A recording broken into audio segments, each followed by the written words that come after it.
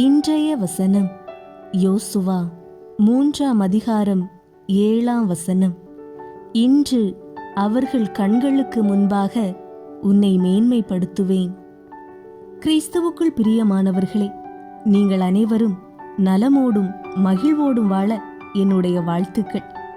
மனிதனால் கொடுக்கப்படும் மேன்மை எவ்வளவு சீக்கிரம் வாடிப்போகிறது பாருங்கள். நெப்போலியன் ரஷ்யாவை தாக்குவதற்கு முன் உலகமே தன் காலடியில் இருப்பதாக நினைத்தான். ஆனால் ரஷ்ய படையெடுப்பு அவனுக்கு மாபெரும் தோல்வியாக முடிந்தது. நெப்போலியன் தன்னுடைய பெயருக்கும் புகழுக்கும் பதவிக்கும் ஆபத்து வந்தது என்று பயந்து பிரெஞ்சு படையை விட்டு பிரிந்து பிரான்ஸை நோக்கி தனியாக ஓடினான். வழியில் ஒரு நதியை கடக்க வேண்டியிருந்தது. அங்கிருந்த படகோட்டியிடம் யுத்தத்திலிருந்து பின்வாங்கி இந்த வழியாக பலர் வந்தார்களா என்று விசாரித்தான். அவனே புகழ்பெற்ற மாவீரரான நெப்போலியன் என்று அடையாளம் கண்டுகொள்ளாத படகோட்டி, இல்லை, நீங்கள்தான் முதல் ஆள் என்றார். என் அன்பு சகோதர சகோதரிகளே, மனிதர்களிடமிருந்து வருவதுதான் நீர்க்குமிழியைப் போல மறைந்து போகும் புகழ். ஆனால் தேவனிடத்தில் அப்படியல்ல. மனிதர்கள் எவராலும் கொடுக்க முடியாத ஈவை தேவன் யோசுவாக்கு கொடுத்தார். அதுபோல இன்று எதிரிகளின் முன்னால் உங்களை மேன்மைப்படுத்துவேன் என்று கூறுகிறார். தாவீது யாரை உண்மையான நண்பர்கள் என்று நினைத்தானோ அவர்களே அவனை கல்லறிய துணிந்த நேரத்தில், தன் அன்பின் குடும்பமே சிறைப்படுத்தப்பட்டு காணாமற் போன வேளையில் அவன் எப்படி இருந்திருப்பான்? மனம் தளர்ந்து சோர்ந்து வேதனையில் துடித்து கொண்டிருந்திருப்பான் அல்லவா? ஆம், சிக்லாகில் தாவீதுக்கு இந்த வேதனை தான் காத்திருந்தது.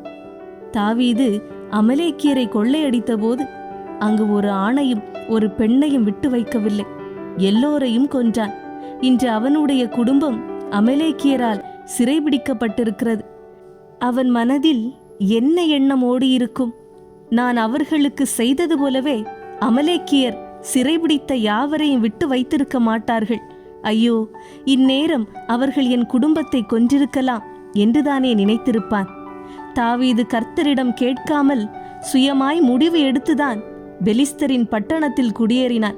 கர்த்தரை கேட்காமல் தான் அமலேக்கியரை கொள்ளையடித்தான்.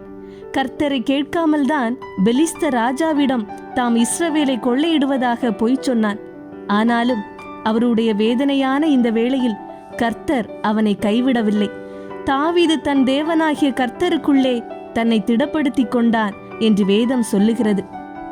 தாவீதைப் போல பயத்தோடும் மனவேதனையோடும் வாழ்ந்து கொண்டிருக்கிறீர்களா? தாவீதைப் போல உங்களுடைய வாழ்வில் நீங்கள் கடந்து வரும் பிரச்சனைகளுக்கு நீங்களே காரணமாக இருக்கலாம். ஆனாலும் கர்த்தரில் திடப்படுங்கள். அவர் உங்களோடு இருப்பார். ஒரு கணம் கூட தாமதிக்காதீர்கள். இந்த மனச்சோர்வு ஒருவேளை உங்களுடைய வேலையால் ஏற்பட்டிருக்கலாம். உங்களுடைய திருமண வாழ்வில் ஏற்பட்ட மனச்சோர்வாக இருக்கலாம். ஒருவேளை உங்களுடைய பிள்ளைகளால் ஏற்பட்டதாயிருக்கலாம். பயப்படாதீர்கள், கலங்காதீர்கள். தேவனை நம்புங்கள். அவர் உங்களை மேன்மைப்பட வைப்பார். உங்களை பரியாசம் பண்ணி அவமானப்படுத்தி இகழ்ந்து சிறுமைப்படுத்தி வேதனைப்படுத்தியவர்கள் முன்பு தேவன் உங்களை மேன்மைப்படுத்துவார். ஜெபம். தகப்பனே, தேவன் எங்களை மேன்மைப்படுத்துவார் என்று இத்தனை காலமாக உமக்காக அர்ப்பணித்து வாழும் இந்த மக்களை பாரும். இவர்கள் வாழ்வு தேவனால் உயர்த்தப்பட வேண்டும். மேன்மையும் கனமும் உண்டாக வேண்டும். இவர்களை பரியாசம் பண்ணி அவமானப்படுத்தி இகழ்ந்து சிறுமைப்படுத்தி வேதனைப்படுத்தியவர்கள் முன்பு இவர்களை தேவன் உயர்த்த வேண்டும். தேவனுடைய கரமே உயர்த்தப் போகிறது.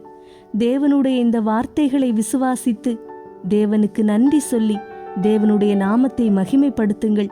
கர்த்தராகிய இயேசு கிறிஸ்து உங்களையும் உங்கள் குடும்பத்தையும் ஆசீர்வாதித்து பாதுகாத்து சமாதானத்தினால் நிறைத்து நடத்துவாராக. ஆமேன்.